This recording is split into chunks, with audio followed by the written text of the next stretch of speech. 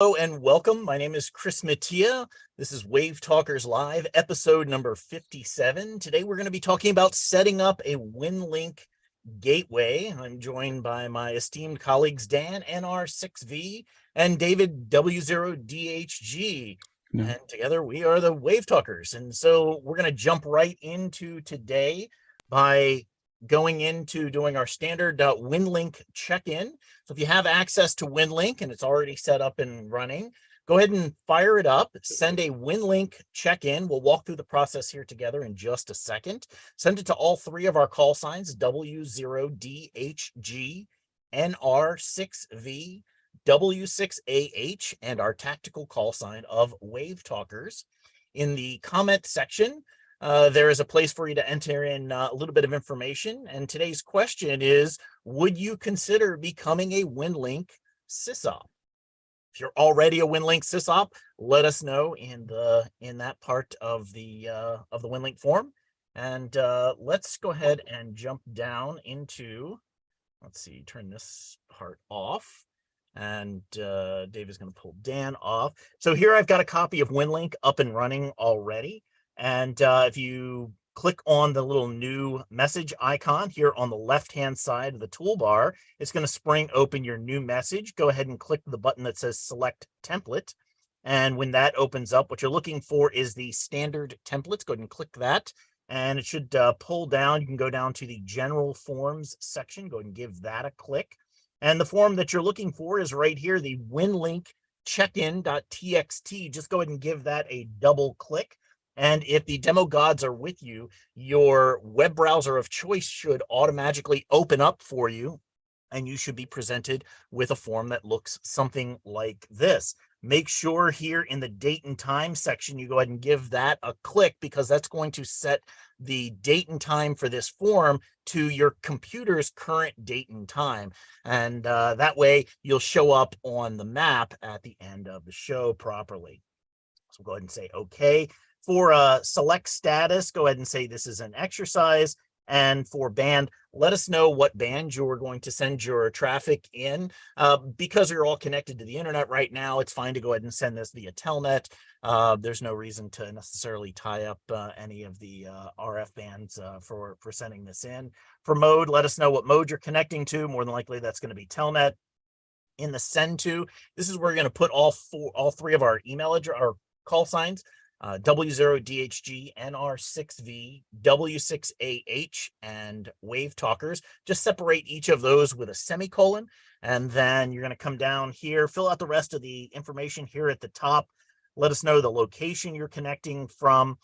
If you have a GPS connected, it should automatically have your lat long plugged in to this location. If not, it should plug in the center of your grid square for you automatically. Here's that comment section. This is where you're going to let us know, would you consider becoming a Winlink SysOps or system administrator, somebody who runs your own Winlink gateway? And we're going to talk about that in a lot more detail here coming up. Then go ahead and click the submit button. Once you do, it should populate all the information here inside of this Winlink message for you. Go ahead and post that over to your outbox, and then just go ahead and open the session up. I've got a Telnet session open here. I'll click start and we'll see if any messages are coming in. And it looks like there are quite a few Winlink check-in messages coming in from all over the place. I'll download those. We'll check back towards the end of the show for anyone who has sent those in, and we'll bring up a map and we'll map where everyone is checking in from. So let's get a little more into today's topic, and that is setting up a Winlink gateway. And the question always comes up. So you want to set up your own Winlink gateway. You may have gone on to winlink.org and you found that become a Winlink SysOps button. It's over in the right-hand corner. I guess this will be the right-hand corner of the page. It's in the top section of that. And it very simply says, become a Winlink SysOps as a link there, and there's this really tempting button that says click here. When you click that, you're taken to a page that looks something like this, and there is a lot of detail in here. In fact, there's a whole bunch of information about operating policies that are in there that you're going to need to become familiar with. And there's even an authorization request information where essentially what you need to do is send a message to Steve Waterman, K4CJX. He's here on the call with us today, but we're not going to go into a lot of those details right now. There's a lot of information that's up there on the site. What we want to really kind of dive in a little bit more today is what is really involved with becoming a Winlink SysOp or running your own Winlink gateway. And is this something that would really benefit you and your community? And how would that benefit? What kinds of things do you really need to know? Well, if you're a regular watcher of our WaveTalkers show, then you're probably familiar with this diagram. And thank you very much for joining us. And if you're joining us here for the first time, then welcome. Please be sure to like and subscribe if you find the content that we're creating over on our WaveTalkers channel on YouTube. That's really super helpful. So this is a diagram that we first showed in episode 1 of our series, and we're right now doing episode 57. So we've come back to this diagram quite a few times over a lot of different episodes. And let's just back up just a little tiny bit and talk about what Winlink gateways are and how Winlink email works. So Winlink is essentially, it's kind of like email, but it gives you a lot more control as an amateur radio operator or as an emergency communicator to send your message and get your message passed via a variety of different methods. Essentially, what you do is you compose a Winlink message, which is very similar to a regular old email address or email account that you're used to using.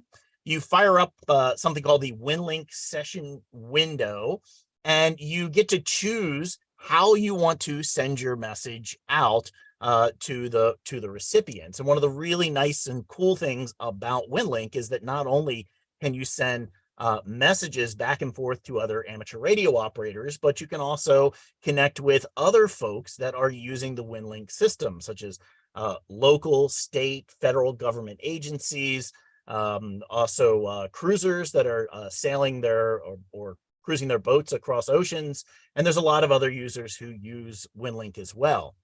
There's 2 primary ways that you then send your message, one of which is you compose the message and you send it and it goes out over the internet and it finds its way into all of the different locations where your recipient happens to be.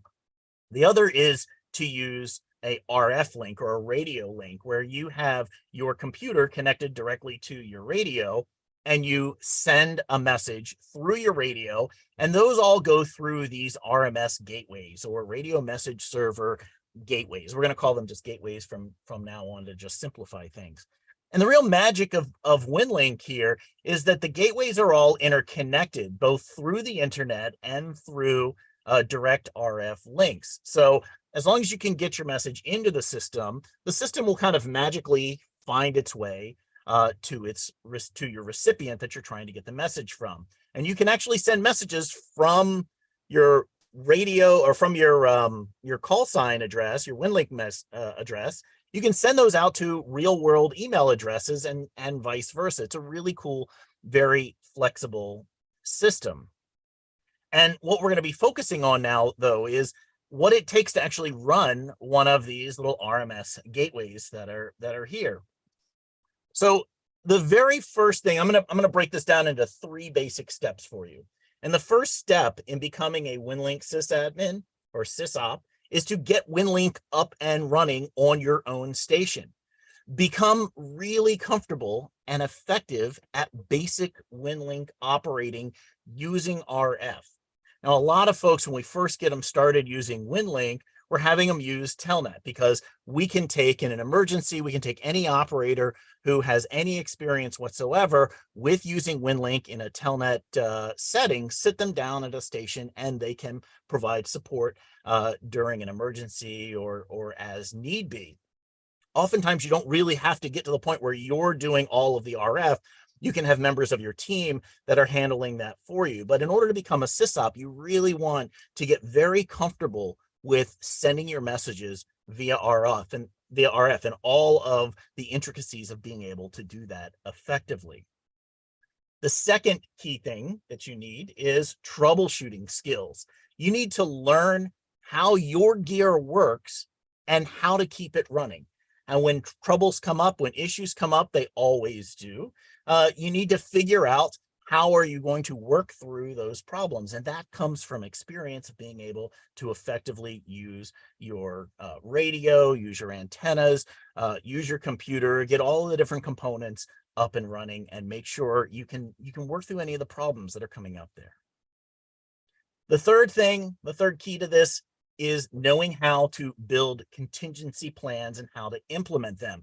You really need to have a solid plan B, plan C, plan D on down the list, because when things go wrong, you need to know where you're going to fall back and have each different portion of your system be able to fall back gracefully. And we're going to talk more about that throughout the show today. So let's go into another section of review, and that would be the foundational skills and gear that you really need to have. And this is your regular Winlink operator station, as we'll call it. You have your radio, which is oftentimes is going to be a ham radio. If you're aboard a ship, it may be your ship's radio, and that is connected via some type of interface. Common ones that are out there would be the Signal Link. That's one that we use quite often. It's nice because it's a USB sound card. It's an interface that goes between your radio and your computer, and you're able to get the signals from your radio and computer back and forth. That usually connects via USB into your computer, and then you have this entire signal chain inside that you need to really be familiar with and comfortable with for your general operator station. How do you get that signal that's coming to and from your radio into Windows? What settings do you need to make inside of the sound control panel? How do you then configure the software modem or the TNC software that you're using? In this case, I've got a picture of the Vara software that's up and running there.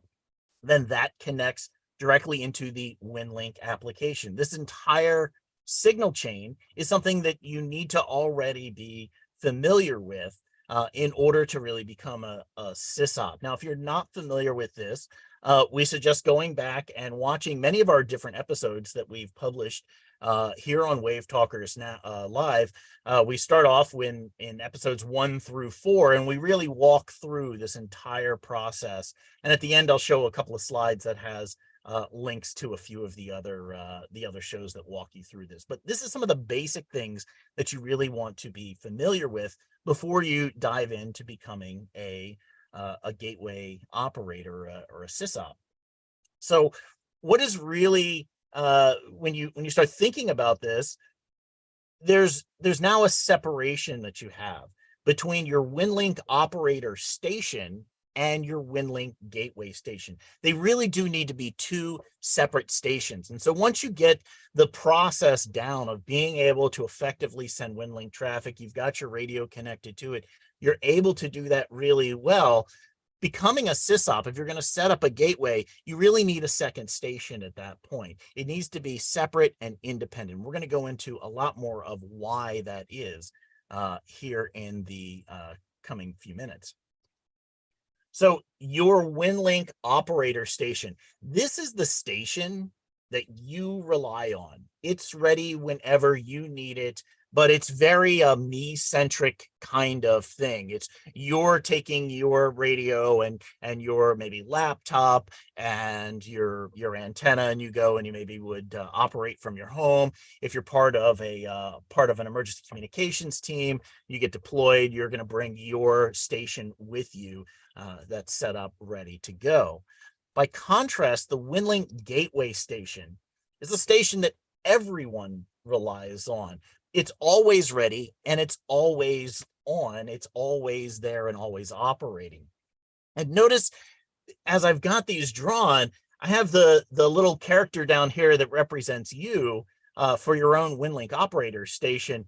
your own gateway is one that is also going to be supporting you in your operations as well. It's not just your other fellow hams or other members of your community, members of your state, or members of the world that are going to be connecting to this. It is also going to benefit you quite a bit as well. But what's the real difference between these two? What's the real kind of break point if there was kind of like one standout feature that was different? I would say what separates these two more than anything is the contingency plans that you build into having that gateway in order to maintain that gateway in an always on, always operating mode. And we're going to talk about those in a little more detail. But let's first dive into what the role of this Winlink Gateway Station really is. So the first primary role that a Winlink Gateway Station is going to serve is as a relay for Winlink traffic. For all of these Winlink users, whether it be you or other users connecting into the gateway, usually via some form of RF or radio frequency, they're going to send their Winlink traffic, their Winlink email messages, they're going to send them into the gateway, and that gateway is going to be connected to the internet and connected to other RMS gateways or other gateways around the world in order to pass all of that traffic that you're sending. The gateway is also going to be connected via an RF link into other gateways that are connected into the system. Not every gateway may be fully connected onto the internet. It's entirely possible to have a gateway set up in a location where there's no access to the internet, or the internet has gone completely down in that area, in which case any of your email traffic would get stored temporarily on that gateway's computer, and then as soon as your connection is completed and the gateway has your mail, the gateway would then automatically, all on its own, it would just start reaching out to other gateways that it knows about, find another one that it can connect to, and pass on your traffic. So it continues it down the line, even if the internet is not available. It's a really unique and robust feature of the entire Winlink system. And a lot of times we think of Winlink as that program that's on our PC in order to send our Winlink traffic. But when we're referring to Winlink now, we're really referring to the overall system of how all of that message handling is taking place. So that's the first thing. The second key feature of a Winlink gateway is that it is reliable. It's always on, it's always available. It's something that you can count on, and it's something that other people can count on. And that is a really big deal.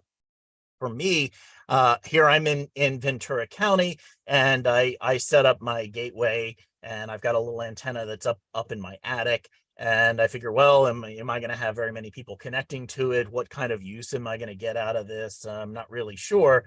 Next thing I know, the county EOC is connecting to my gateway because I'm actually fairly close to them, and they run a backup link directly through my gateway and back out to have emergency traffic sent out. That's really pretty remarkable to be able to do.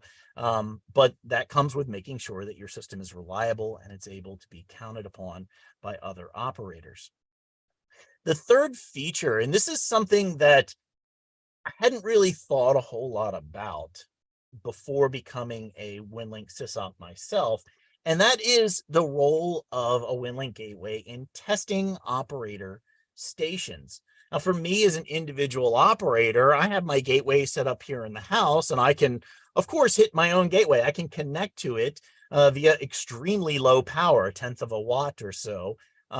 And I use my own gateway a lot of times to test a lot of my own systems as I'm setting up another machine or setting up another station to be able to connect. I'll oftentimes just use my own gateway to be able to relay some traffic back and forth, make sure everything is operating. I know what all of the settings are. And if there's a problem, either with the station that I'm trying to configure or with my own gateway, I can very quickly troubleshoot that, find out what needs to be adjusted, and be able to fix it.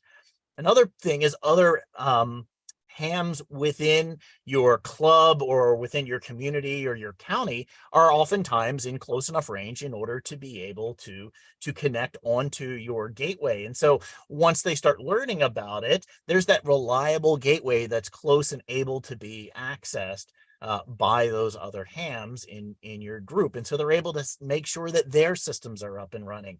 And oftentimes, because you're in a local community, they will reach out to you. Hey, I'm having trouble getting your gateway. Is your gateway up and running, or is there a problem with my system, or is there something else going on? And it really opens the door to being able to troubleshoot and find, identify where any problems exist when they do come up, and they always do come up, and allows you to work through that. We use our gateways. All three of us on the call are all gateway sysadmins.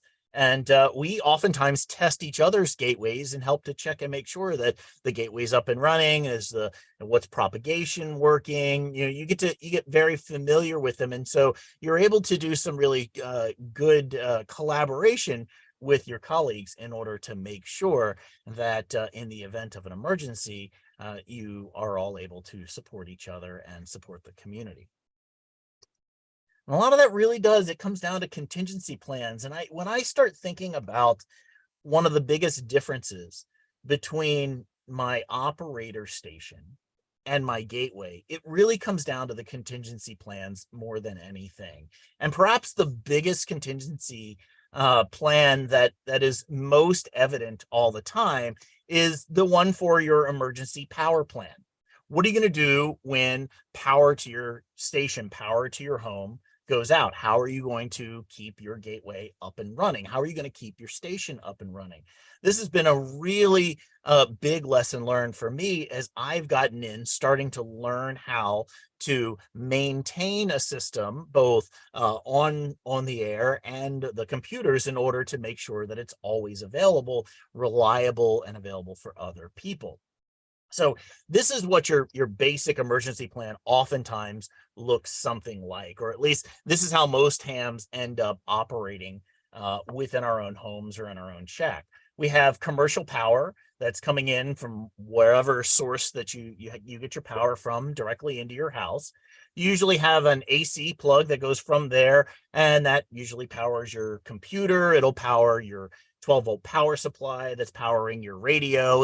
It'll power all of the equipment that it takes for your house to be connected to the internet, your internet router, your internet modem, any of the Wi-Fi access points that you have in between. All of that is running off of that AC power. And usually your radio is pretty much the only thing that's running off of a dedicated 12-volt line from there.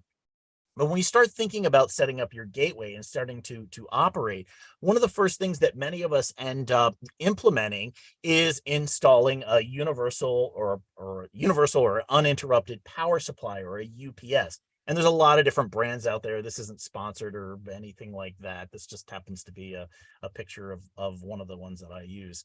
And what the UPS does is it's connected via AC power. And so it's pulling AC power off of the grid, off of the commercial power, but it's got an internal battery backup, and it hands off that power to the various outlets that are connected onto the back. And you would plug like your computer and your 12-volt power supply and your internet connection. You plug all of those things into the UPS.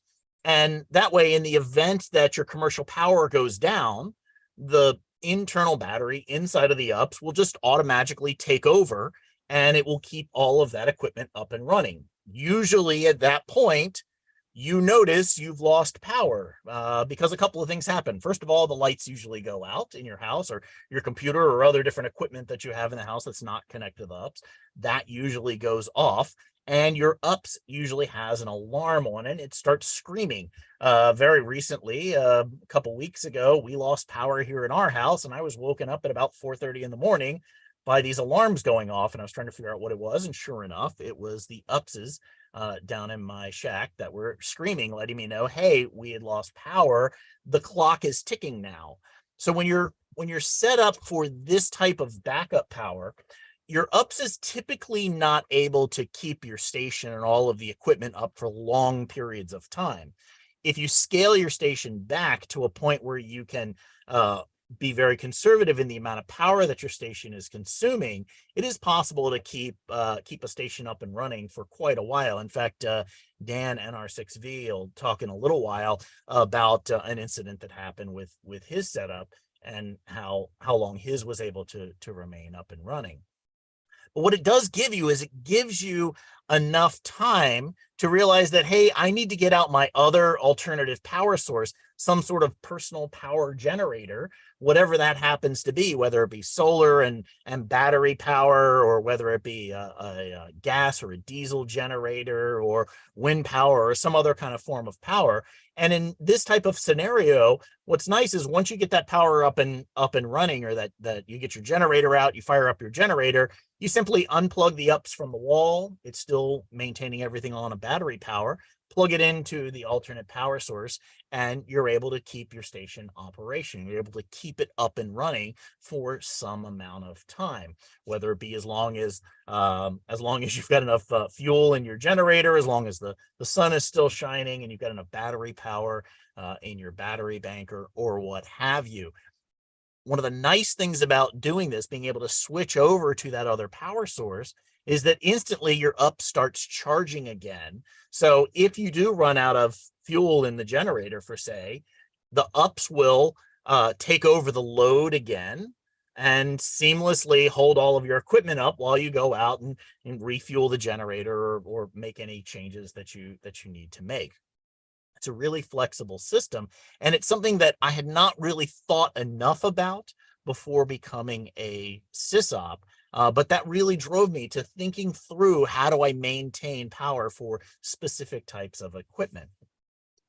For those of you who have been following us for a while, you may remember the solar powered gateway that we set up and operated out at the 2022 Baker to Vegas race. This we were set up out in the desert, and we had a full station set up here, and we were running a hybrid gateway. We'll talk more about what that means later in the show. But we didn't go into a whole lot about how the power was actually configured and what our contingent plan for power was. We were set up out in the middle of Death Valley, and we had no commercial power available to us, so we had to run everything off of battery and alternative power. This is what the overall power structure looked like for that particular project. We had a couple of batteries. These were large 60 amp hour batteries that were provided by Bioenno Power. Thank you very much for providing those, Bioenno. And the primary battery was connected into a solar charge controller. The solar charge controller and power management systems were both provided by BuddyPole, and thank you very much, BuddyPole, for being able to provide those. The solar charge controller we used was the Power Mini, and this just connects into one of the batteries and then connected directly to our solar panels. We had solar panels that were provided by PowerFilm Solar that provided the primary power for the primary power generation for the station. That Power Mini then had connected to its load port. This is called the BuddyPole Power Plus, and that takes in a DC power source, and it will distribute that power out of these additional ports that are here at the top. It's got two separate circuits in order to be able to distribute that power. It also has a second battery port on it, which is where we connected our backup battery. So the way we would operate in this format, the station was up and running. It was an HF station. It was running at 100 watts. It was drawing a lot of power. And so we would draw down the primary battery that was here. And during the day, the solar panels would keep that battery up at float or fully charged. And then once that battery got fully charged, it would the power manager, the Power Plus, would then take over, and it would continue to charge up the backup battery.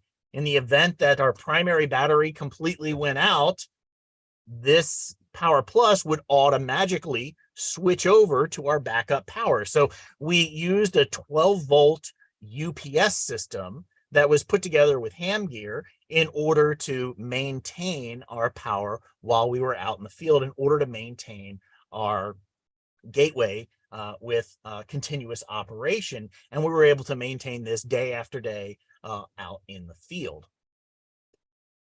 This is what my emergency power plan currently on my gateway that I operate, which is W6AH. Here in my home. It's actually on the other side of the wall here. Give me 1 second. Let me close the booth door because there's neighbors are power washing. And so my overall power plan for my gateway has an UPS connected, and it's connected primarily to commercial power. And I do have a backup generator. I've got a little small Honda generator that I can take out and set up fairly quickly. It only takes me just a couple of minutes to get that rigged up. And I just run one power line directly here into my studio. And then I'm able to unplug the UPS and plug it into the generator in order to maintain additional power if I need to. That AC line from the UPS is connected to a 12-volt power supply. I just use a regular old power supply, and that powers all of the rest of my gateway.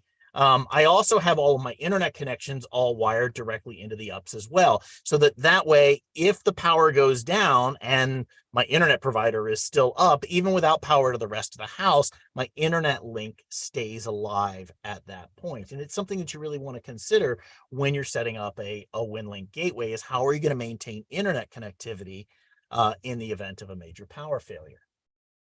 I've then gone through from the 12-volt power supply, and I go directly into that Power Plus from Buddy Pole. I'm using that out of the solar powered gateway to then redistribute my power into my radio and into the computer that's running my gateway. And it also has one of the 60 amp hour batteries that's hooked up to it. So in the event that I do burn through all of the battery power inside of the UPS, the Power Mini will automatically switch, or the Power Plus will automatically switch over power to that larger capacity battery, and it'll keep my gateway and the radio system all up and running. Now, a big key in maintaining this type of setup is to make sure that your computer can also run off of 12 volts. And that really kind of brings us over to some gateway choices and some gear that you may want to consider, some decision points that you may want to have. And rather than talking about specific manufacturing and specific gear, the biggest key to this is making sure that you simplify your setup. The surest way to input points of failure is to have a super overly complicated system. You really want to simplify as much as you can so that you can reduce the number of failure points all along the way. So when you're setting up a gateway, you want to make sure that you have a dedicated Windows PC. Why does it have to be a Windows PC? Well, the gateway software, which we're going to talk about next week, only runs on Windows. So you got to have a Windows PC in order to set it up. Most of the machines here in my office and my studio are all Macs, but my gateway runs on a Windows PC. Next is you want a low power device if possible. 12-volt power is ideal. And I will say this is one of the most difficult things to come around to being able to manage, is finding a low enough power PC that you're able to run off of 12 volts. Most of them require, like most of your laptops require 17 or 24 volts. They require AC power to be able to operate. We have found, and I'll add links in the description and onto the WaveTalkers website to the ones that we're using. We actually found them. I think it was either DHG or Dan, one of you guys found the little B-Link micro PCs. They run off of 12 volts. They're really, really tiny little machines. They only have kind of like minimum, at least the one that I use, has minimum system requirements. So they've only got about 4 gigs of RAM in them, about 64 gigs of hard drive space inside of them.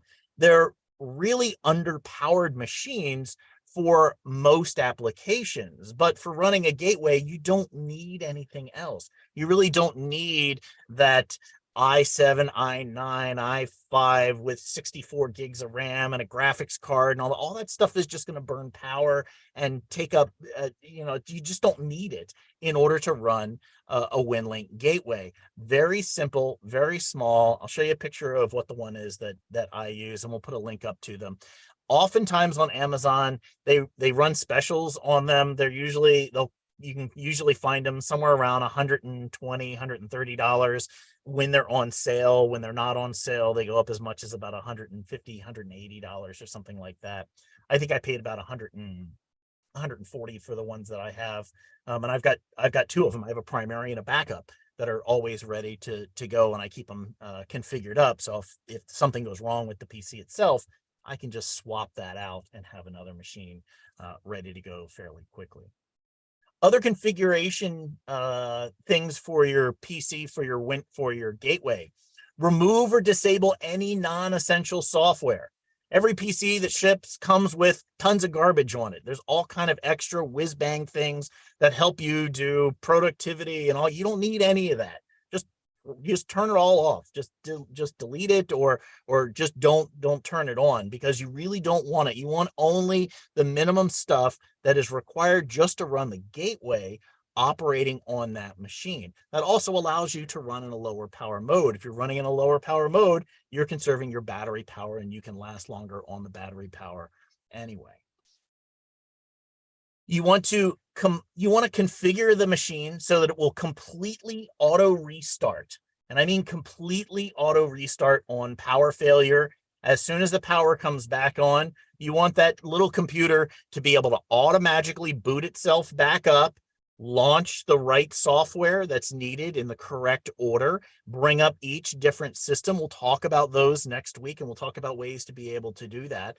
But in the event that power does blip out, your ups dies, you run out of power, you don't get your generator on fast enough, or what have you, as soon as you get that power back on, you want that computer to just boot itself right back up and just take over being a gateway again, just nice and smoothly.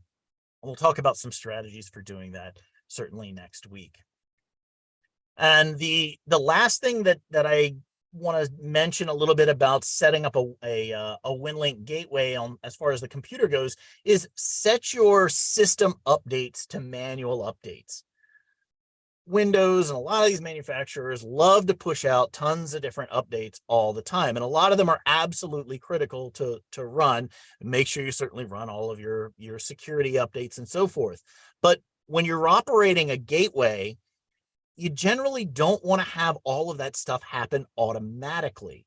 You want to plan when you can be there in order to run those system updates, because I think for all three of us, the experience that we've had is that the most times that our gateways go down is right after a Windows system update. Windows changes something. It can be something small. It may not affect anything, but suddenly when our machine reboots, it gets kind of stuck. And so you just kind of got to reboot it and make sure you're there to kind of handle those. So turn off automatic system updates and just handle those manually. Okay, so let's talk a little bit about the radio that you're going to configure for your gateway. And you want to make sure you have a dedicated radio that will work for whatever bands that you happen to be operating your gateway on. Whether if you're going to operate just a VHF or a UHF gateway, you want to have a radio that is dedicated just to that function. It's not going to be one that you're going to have in your Go kit and you're going to carry with you. It is part of your gateway. That was one of the things that I ended up doing when I decided to be a sysadmin. I went out and I bought an Alinco. I talked to the guys, figured out what's the best radio to be able to work. That's one of the questions we all have. What's the best radio for this, that, or the other? And we just have a very simple single band 2-meter Alinco radio with a little data connector on the back of it in order to be able to run that. You need to have a dedicated antenna system. Does it need to be the best antenna system in the world and you need a 100-foot tower? No, you don't need any of that stuff. My gateway runs on a roll-up Slim Jim and N9TAX antenna. Again, not sponsored. It just happens to be the one that I have. And it is hanging in my attic. It's not even outside. It just hangs inside of my attic. Do I get ultimate great coverage all over the county and 3 counties away? No, I don't, but I get good enough coverage across the Oxnard Plain where I'm able to support members of my community and my town. Ideally, other members of your team will also set up gateways. And the more gateways that you have in an area, the more you're able to better manage the traffic and spread out the load into different areas. So you need a dedicated antenna system. Does it need to be the latest, greatest, biggest, baddest antenna on the block? No, it doesn't. It just needs to be able to one that works. Now, you probably don't want to run it on a little HT antenna, but if that's what you got, and in some cases, it might actually work just fine. And there's some other use cases where that even may be the right choice for you. But you want a dedicated audio interface, whether this be a dedicated signaling. I know they're expensive. They're $100 and whatever right now. But you need a dedicated interface. Don't use this USB, or don't use the sound card that's built into your computer. Don't get one of those cheap one of these little like $5 USB dongle things for Raspberry Pi and think you're going to use that. Get an actual good interface. Remember, other people are going to be relying on this station. So take your time, get your station set up the way that you want it. I think David will probably talk about some of the other alternative options for being able to configure your computer into your gateway for being able to do that. He's much more familiar with a lot of those than I am. Next is make sure your radio has the ability to auto power on. We've taken care of your computer and made sure that it will automatically restart if you lose power and your power gets restored. Not only do you want your gateway computer to boot back up, but you want your radio to be able to come back up as well. So make sure if there's a setting inside of the radio that you need to set in order to make sure that happens, make sure you have that configured. It's a really good idea if you're using, say, a 2 meter or a 70 centimeter gateway, that you either lock the frequency or you've got some kind of cat control so that the computer can automatically set the frequency for you so that you know that your gateway is on the correct frequency when it, if anything needs to be able to change. If you're running an HF gateway, then you want to make sure that your radio is one that the gateway software, when we talk about that, that's called tri-mode for that one, is able to control the radio and change the frequency automatically. Because as you know, as an HF operator, not all bands are the same all the time. And so oftentimes an HF gateway will actually jump around from one band to the next, to the next, to the next. So my HF gateway currently is operating on 80 meters, 40 meters, 20 meters, and 17 meters. And the gateway software, the computer itself, needs to be able to tell the radio, hey, okay, change to this frequency, make sure you're tuned, make sure you're operating. Okay, change to this frequency now, listen for this. Okay, change to this frequency. It just cycles through those on a regular basis. And again, we'll talk more about how to actually, all the mechanics of setting that up in another week or two when we're talking about the HF setup. Oops, wrong mouse. No need for a microphone. You don't need to have a microphone connected onto your gateway. Why? Because you're passing digital traffic. You're not passing voice traffic on your gateway. You're only passing digital traffic. You're going to have a dedicated system for operating your Winlink gateway. So I have my microphone that I configured up onto my gateway. And matter of fact, this is my 2 meter gateway here. You can see it's an Alinco DR135 MK3 is the radio that I'm operating with. And you can see right here, there's the microphone port. I had the microphone connected when I first took the radio out of the box, and I checked it and made sure everything was working fine. And then once I got it set up on as my gateway, I have the microphone in a box somewhere. It's there in case I need it, but it's running as my gateway, so I don't even have the microphone connected to it. And there, by the way, at the top, I know it's really hard to see and as dark as it is right now, but that's the actual PC. That's the whole PC. That's my whole gateway that's sitting there. It's not really that exciting when you really kind of look at it. It's a little tiny puck PC and a little 2 meter radio. Is about all there is to see that. So Here is an HF gateway. This is just configured as an HF gateway, and I have the my 7300. An ICOM 7300 is an excellent choice for running an HF gateway on for a variety of reasons. We're going to go into that in a lot more detail in a couple of weeks, but the 7300, it's got a USB connection in the back. It's got a built-in sound card into the radio. So all you have to do is connect one wire between the radio and the computer, and that's a USB cable in order to control the radio, in order to change the frequencies and all that fun stuff. And on the 7300, it does have an internal tuner if it's running at 100 watts, but if you put the radio in emergency mode, it opens up the tuner to be a wideband tuner. And so the 7300 will actually tune a chain link fence no problem in emergency mode. You just go into the settings, change it into that mode. You're limited to 50 watts at that point, but that's not really that much of a problem. And you're ready to go. But this is what my gateway looks like if I'm just running an HF gateway out in the field. If I'm going to take a setup to be able to deploy or so forth, this is what I'm operating with. This is what we used as the solar powered gateway as well. This is what's called a hybrid gateway. So this is a gateway. You can see it's using the same little puck PC over here on the right. It's got primary and a backup battery bank that's in here. It's got all the power management capabilities. Here's the little 2-meter radio that's connected here. Here's the 7300, which is operating on the HF bands. And then this is just literally a keyboard and display that's over here off to the side. A hybrid gateway is one that runs multiple bands, multiple frequencies. So in this case, it's running HF frequencies, it's running VHF. It's currently not running UHF because this is only a 2-meter radio. It can also run multiple modes. It can run VARA and Pactor and connect it onto mesh and packet. It can run all of those things all at the same time. And it's just a matter of how you configure the software, which again, we're going to be talking about in upcoming episodes as to how all of that works. A lot of people have asked on previous shows, hey, would you show us your actual gateway as it's configured? Yep, there it is. It was the image for today's thumbnail for the show for today. I use an ICOM 7300. You can see I don't have the microphone port even connected up. It's, I've got the mic. It's actually right. It's right here. If I needed to be able to use it. And I've got just a little PC that is sitting right here.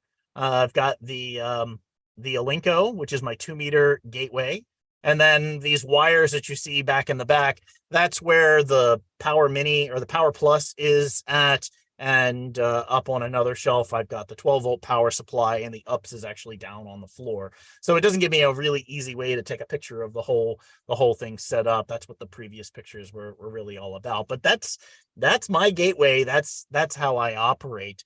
Why don't we go over to Dan? I know when we start talking about HF, when we start talking about Winlink gateways, Dan, you were the first of us to set up a gateway, but also weren't you one of the first people in Los Angeles to set up a gateway? Oh, we're losing your audio. What's my problem? Oh, you're back. Okay. There were other gateways San Gabriel Valley area. I was the first in the San Fernando Valley, and the big surprise was how easy it was to do. I mean, once you've got a Winlink client station set up, creating or merging it into a gateway is pretty simple. So it was quite easy to do, and it spilled over, and several other people have gotten them in my area, so we now have pretty good coverage. What was I remember you talking about an incident that happened where you lost power with your gateway. Can you talk a little bit about how your power is configured for them and what happened?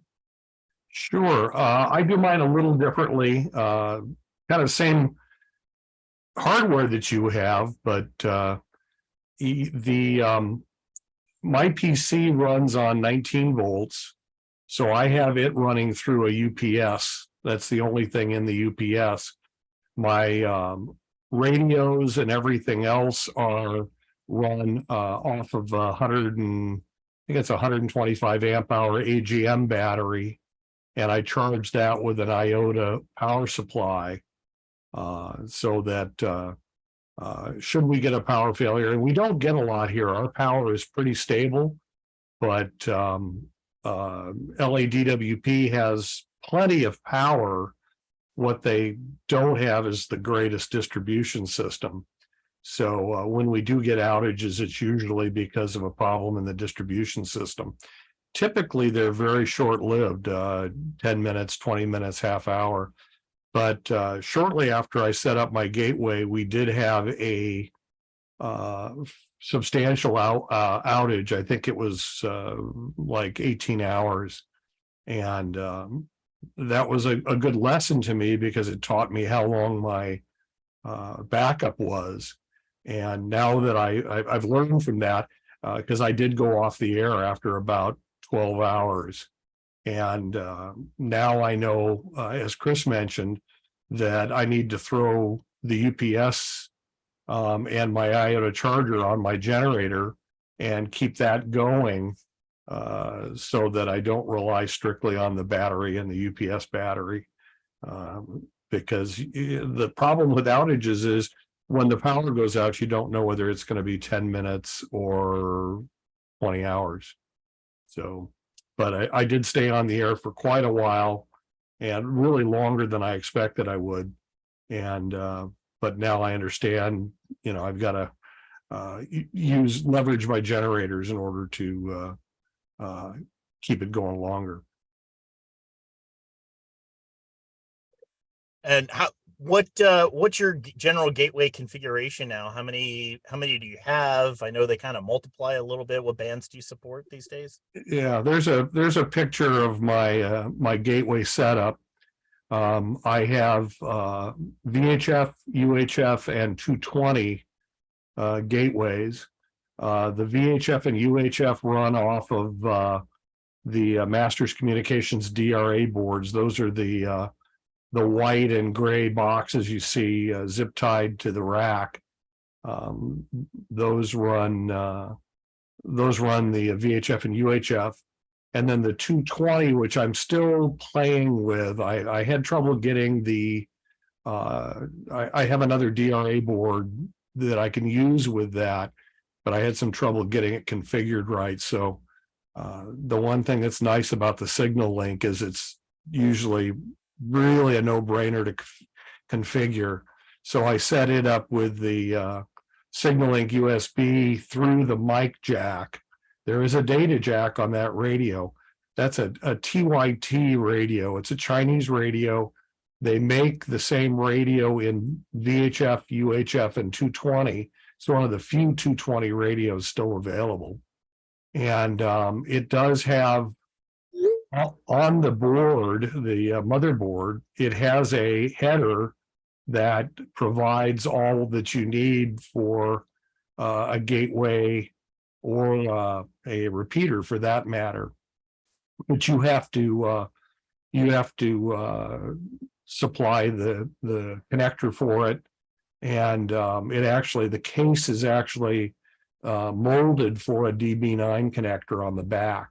So it's pretty easy to add that, but I've had trouble configuring it. So I wanted to get on the air, so I went with a signal link, and it works pretty well.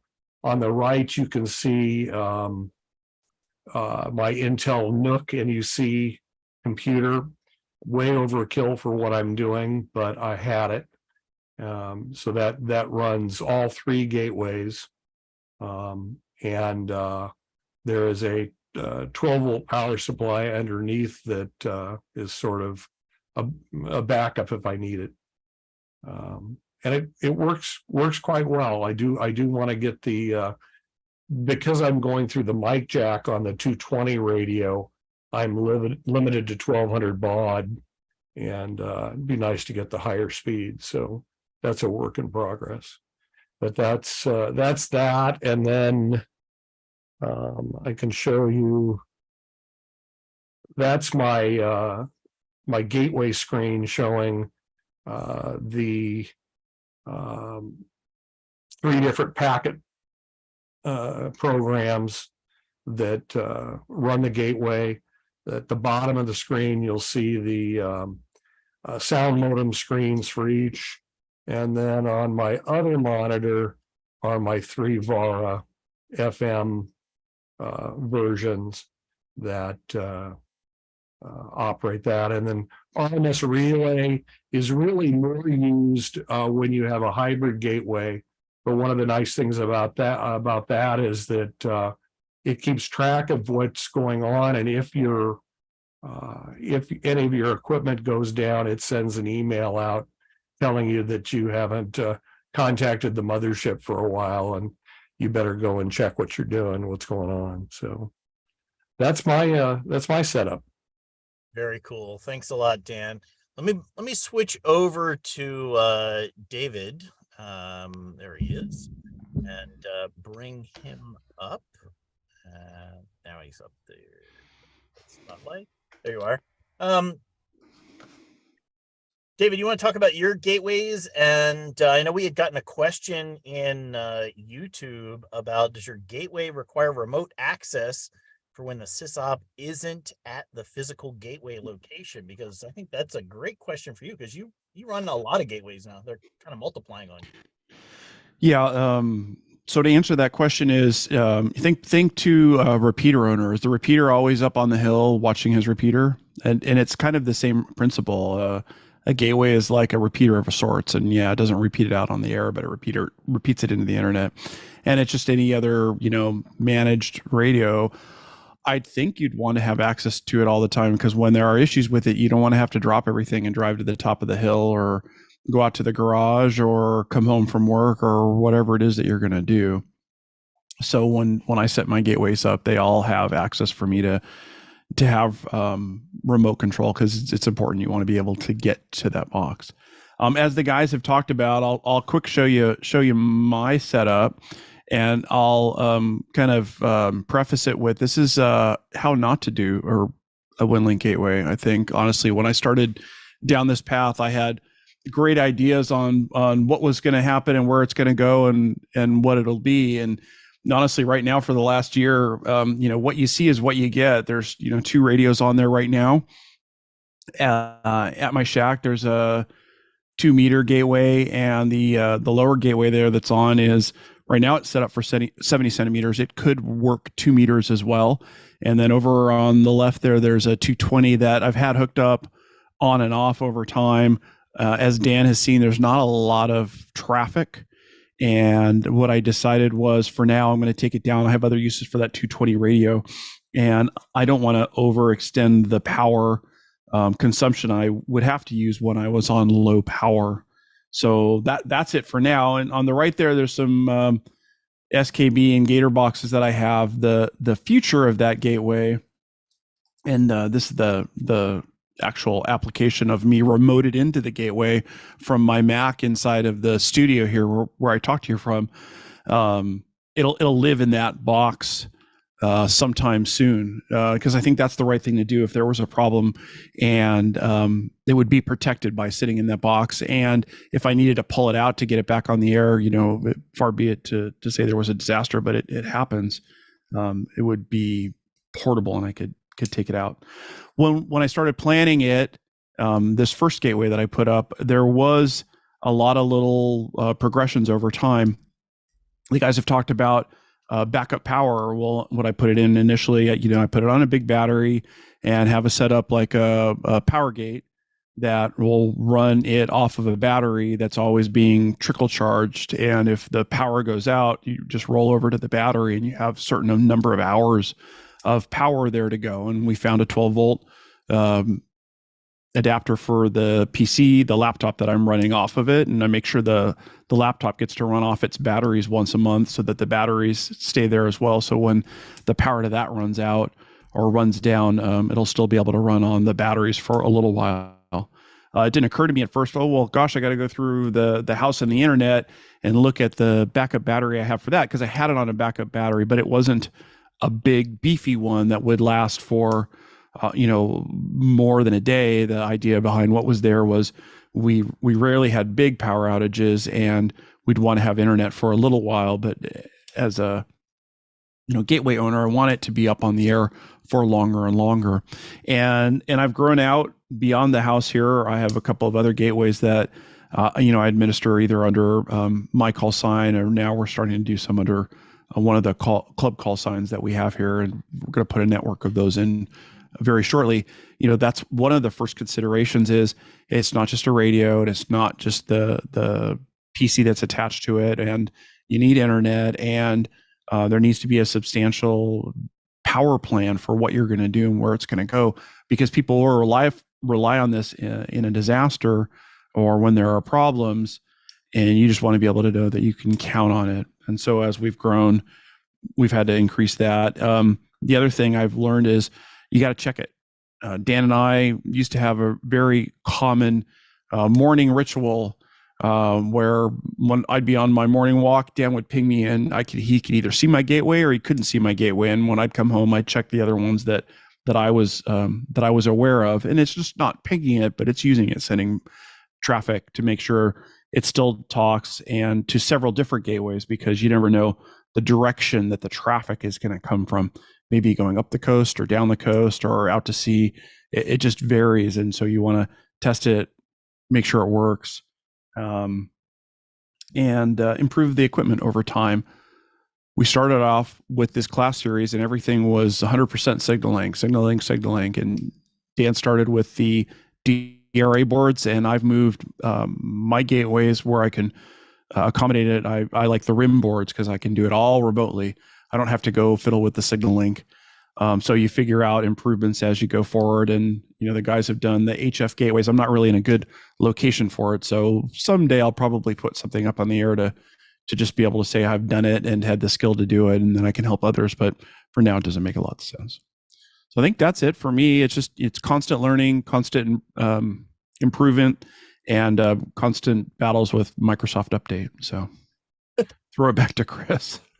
Dave, I know one of the questions a lot of folks have had, especially given some of the shows that we've previously done, is a gateway a digipeater, and are all digipeters gateways, or how does that work?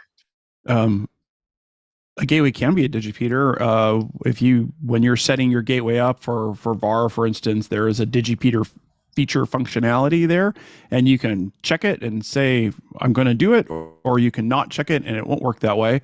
The Winlink software kind of facilitates that. So transiting message across packet from a gateway to another gateway, or a client user to another client user, kind of acts in a gateway or in a digipeating fashion. So you gotta make the choice and know you're going to do it. And it can be a benefit if the internet's down, and the internet's down, and then you also have to set the software such that it knows to do that as well. And it'll warn you the internet's not up and won't take traffic depending on how you set your specific gateway up.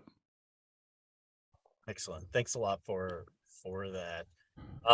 We're going to we're getting very close here to the top of the hour. So what I'm going to do is I'm going to actually switch back over to my Winlink station here. If you're here inside of the Zoom, be sure to hang around for the after party. We've got a lot of folks who have been long-term SysOps that are here in the call with us in the live audience inside of the Zoom. So we'll hopefully be having to have some good discussion about some of the details of this. But let me switch over to the gateway. Here we are, to my Winlink station here. I'll do one more quick check for any check-ins that have come in, and then we will go ahead and bring up the map. Now, because you all have used the Winlink check-in form, that form is mappable, and as long as your GPS coordinates are in there, and since you sent it to me and to WaveTalkers, then I've got here on my toolbar, I've got this little map icon. I go ahead and click on that. Now, in order to use this, you do have to have received the messages into your own Winlink inbox in order to bring these up. And I've just got selected from, I'm going to click the drop-down menu here. There's the Winlink check-in. And that's the form that we're going to map. And we can, there's a bunch of different parameters here, but I'm going to click the display map button here in the lower left-hand corner. And we're currently zoomed really tightly into Southern California. And so I'll do a quick rollover of some of these stations that we can see that have checked in via Winlink here live during the show. And if I go up here to the top, I'll go up to set filters. So you can see that we're only looking for any messages that have come in the past 24 hours. So this is all folks who have checked in very recently. Let me go ahead and zoom out on the map. I'll go out and zoom all the way out to a global view, and I can pan the map by right-clicking and dragging over. And we'll just look at a few of the stations who have checked in. We've got Terry down here in New Zealand, ZL1HOG. Thanks for joining us there, Terry. It looks like we've got Franz and Roland here in Austria and Germany joining us over there. We'll zoom back into to North America a little bit here. Zoom in, right click and drag in order to pan over, and we can get a sense of all of the stations that are joining us live here from across the US. We've got stations down here in Florida and in the Carolinas, large contingents here in looks like Carolinas and Tennessee area today that are joining us. Thanks a lot for that. This looks like this is probably Steve there. And you can notice in the call sign here, that call sign is not an amateur radio call sign. That call sign is a shares call sign. And that's one of the really brilliant things about Winlink itself, is it allows for seamless traffic to be passed between amateurs and the shares network. And the operation of a gateway works fairly similar, although the two are not exactly the same. But we'll go ahead and roll over a few more of these folks and see where other folks are joining us. There's Rory joining us from South Boston, Virginia. And we've got some stations here in Connecticut, and looks like, not sure, is that New Hampshire maybe? Yeah, it looks like New Hampshire. Station up here in Canada, Victor Echo 3 Yankee X-Ray joining us from Canada. They're north of the border, and some other stations here. We'll just quickly kind of roll over these so you can see that your check-in did in fact come in, and we did get it. There's some other stations in there. We got a station down here in Louisiana. Hey, thanks for joining us down there from Louisiana. This looks like John joining us down there near Houston, and King over there in Central Texas.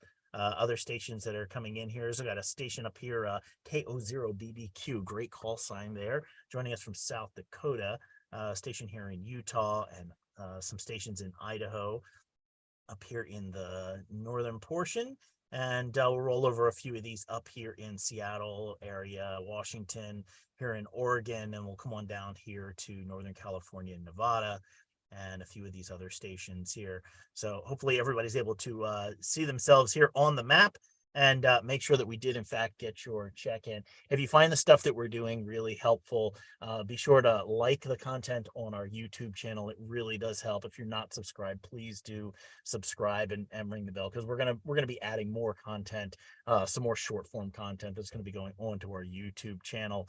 And if you really find the stuff we're doing very helpful, then consider going on to WaveTalkers and supporting us with the Buy Me a Coffee link. It's right there in the corner, and it helps us keep all this infrastructure up and running.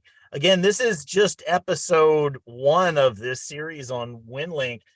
We are going to go through, let me switch, let me go over one more slide here. I wanted to bring up a listing of some of the other shows that we've done, that if you're considering being a Winlink SysOp, you may want to go back and review.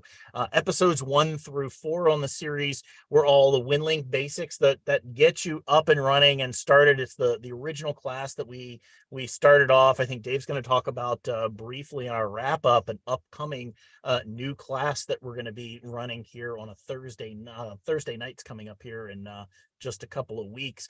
Episode number 33 was radio to computer connections, and we spent a lot of time talking about various different ways that you can connect your radio to your computer via some of these other different modes besides just the signaling. Episode 53 was all about VARA FM, and episode 17 was all about VARA HF.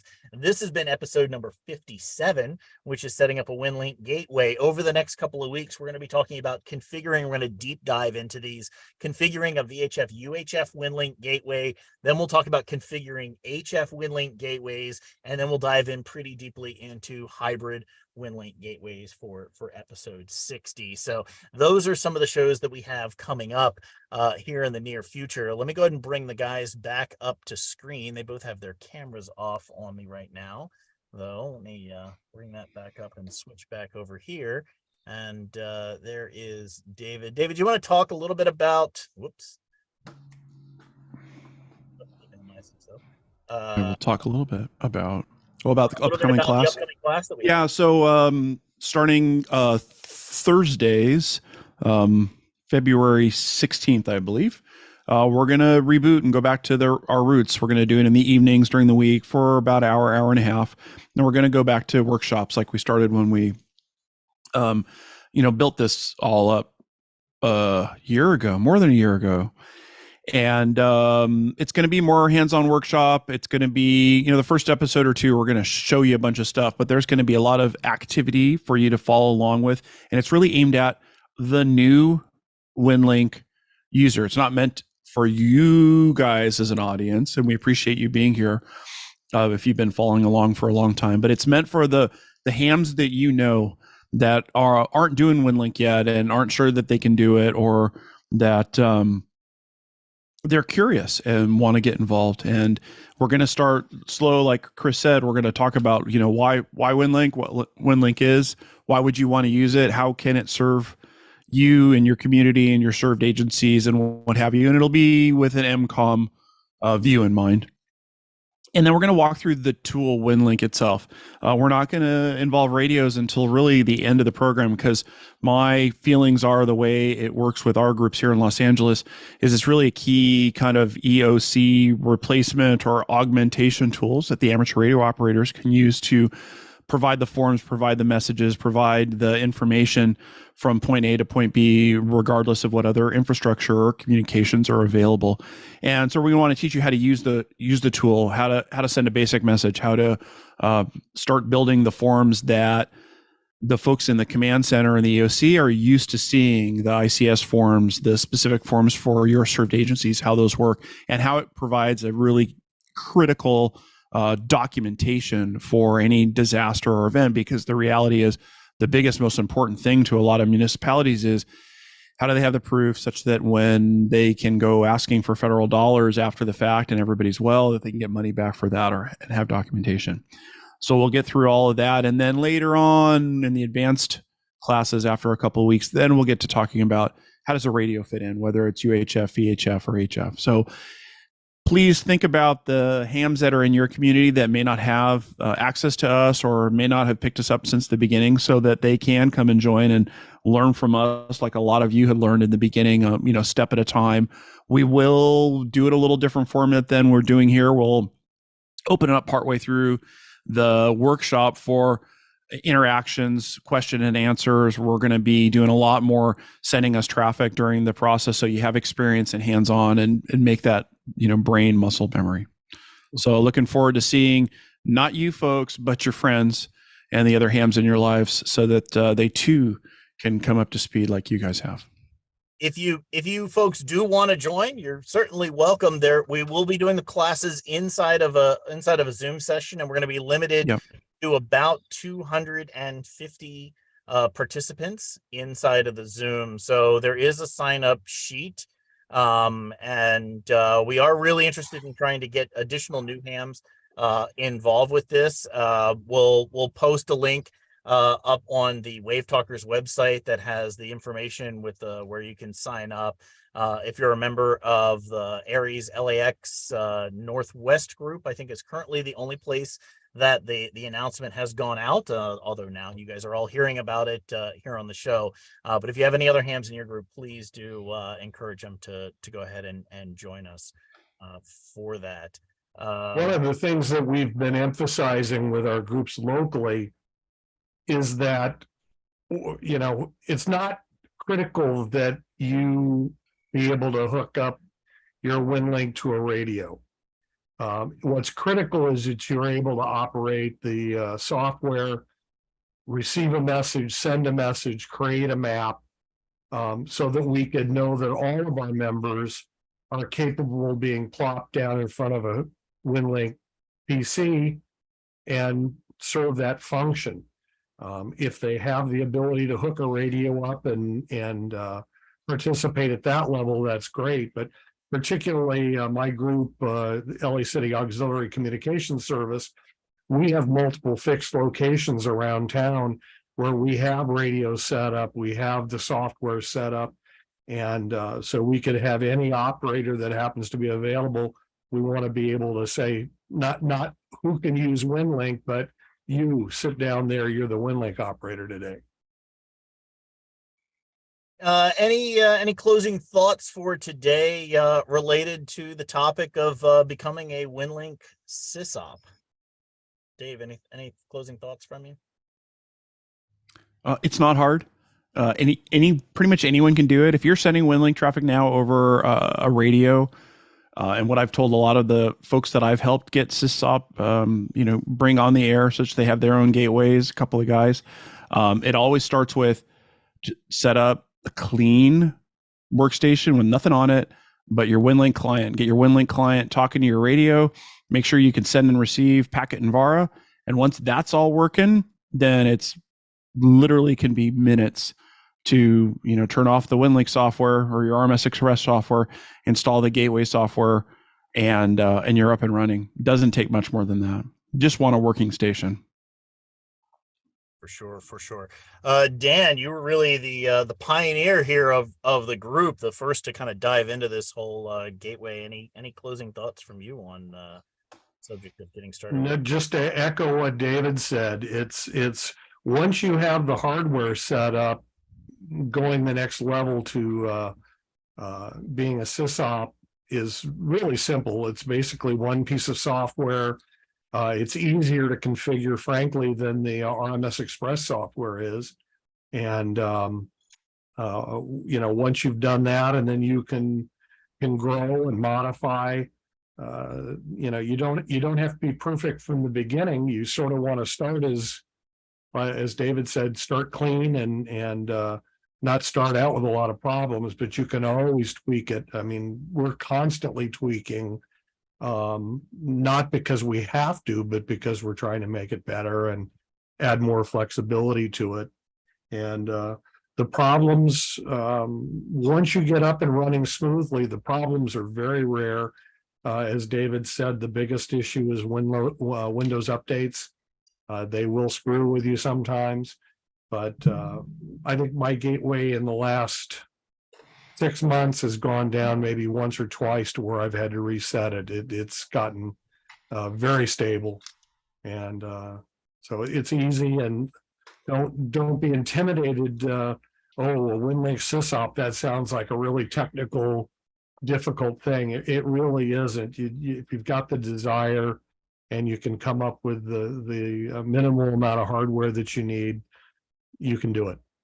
And if you're new in an area, you can open up this wonderful tool to a lot of folks, and you'll find that like the Kevin Costner movie, if you build it, they will come, and it will grow pretty quickly, I think you'll find. I was amazed. I got my gateway converted over to a hybrid gateway for Winter Field Day, and got it up and on the air. I did a couple of quick tests and reached out to a few folks and said, hey, would you check and make sure that you're able to hit the gateway? And in between time, when I'm waiting for that, I started getting stations from regionally around California and around the area who just started hitting the gateway and passing traffic through it. So it is really remarkable to, as Dan says, if you build it, they will come. They really do. People just show up and they start using it. And it's really fascinating to be able to see. I have my gateway, which I can just bring up here. It's as one of the other machines here in my studio. And it's been just cranking through content here over the past week or so, set up as a hybrid gateway, certainly over the past couple of days. And by the way, for folks who did check in and send in the field situation report, thank you very much. I did get a chance to respond to several of them yesterday, but I know I've got a few more that I need to respond to today. So thank you for sending in those field situation reports for Winter Field Day. We really appreciate that. And with that, I think we'll wrap it up here in the live stream. So if you're here inside of the Zoom, hang around. We'll open up the mics for the after party. If you'd like to join us for one of the after parties, be sure to go to wavetalkers.com. Down in the bottom, there's a join us link on every single page. It's a simple form. We send out only one email a week, and we let you know what the Zoom link for the week is going to be, so you can join us in the live audience here inside of the Zoom and hang around for the after party as well. So with that, we'll say 7-3 to everyone who's out there on the live streams, and we will see you next week when we start talking more about configuring your VHF gateway. 7-3, everyone.